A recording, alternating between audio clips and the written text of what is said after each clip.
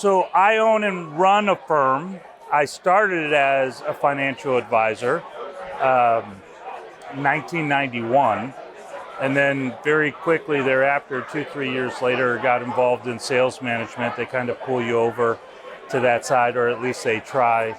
And then from there, I just got more excitement and energy from teaching other people how to do this successfully. So you've been in the business 30 years. If you could go back in time and give some advice to your younger self to help accelerate your success, what would you say? I would say be more confident that you can help more people than you think you can. Meaning that I think you consider yourself to be somewhat of a nuisance when you first call on people that you know or even that you don't know. And now you have the confidence that regardless of someone's age, their net worth, they all have problems. And so I walk in to situations today saying that nobody's got it all done. And I didn't feel that way when I was brand new in the business. But that just takes time and some experience, like most things do. Is that what has kept you in the business for as long as you've been in?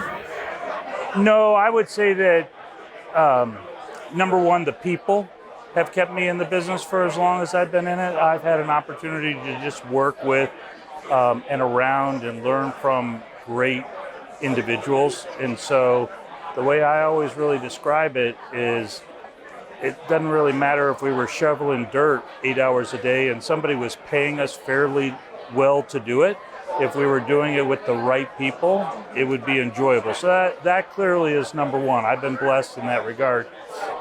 The other part of it, though, is building, lifelong relationships with clients that you ultimately serve, meaning the impact you have on them and their kids and ultimately their grandkids, their employees.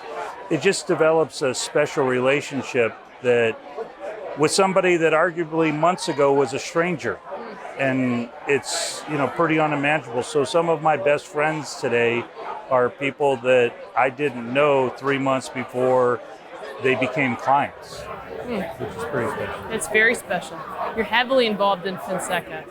Yes. What about it draws you to it? Why are you a member?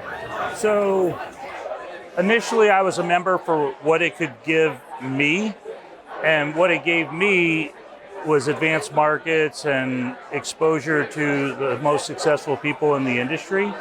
As time has gone on, and it's been, north of 25 years in the relationship, it's now what I would consider to be a mutually beneficial relationship. So it took a while to understand that, which was the organization exists to have an impact on our industry as it relates to government and tax law, etc., for the benefit of not only the clients that we serve, most importantly, but also the carriers who provide us with solutions, and then us as individual advisors. And so, again, my biggest excitement about Fonseca right now is just trying to get the word out to other people about the membership. And this is what I was talking about just yesterday was I don't think people really understand what they hear when someone approaches them speaking about Fonseca, meaning somebody in our industry. I think they hear money and we're looking for your money to help our organization. And what they don't understand is it's not about the money. There's obviously a fixed cost that goes along with supporting a membership, but it's their membership that is so important. And so, at the end of the day, if we're 10,000 members, what we need to do is we need to be able to equip you and your counterparts so that when you come here to Washington and you have conversations on our behalf, on the industry's behalf, and they say, well, how many people are you representing? You can tell them I'm representing 80,000 people versus 8,000 people. And so for firm leaders, what I would challenge firm leaders to think about is it's not about the money. It's about an investment in the industry. It's about an investment in their business. But basically, it's an investment with their advisors and their membership.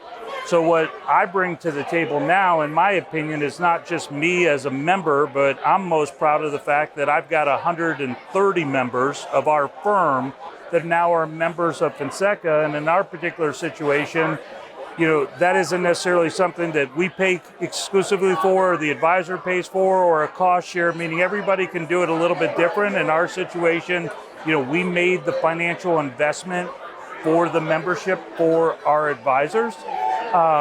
But we did it for a very, very important reason, to give Mark and the entire organization 130 more people to bet with.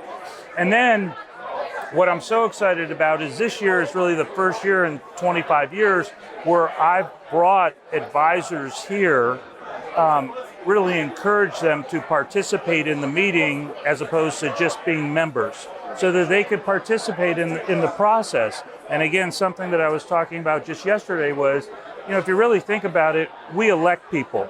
And once you elect people, okay, that's great, but are you just going to leave them to their own devices and hope that they make good decisions on what they're voting on the Hill?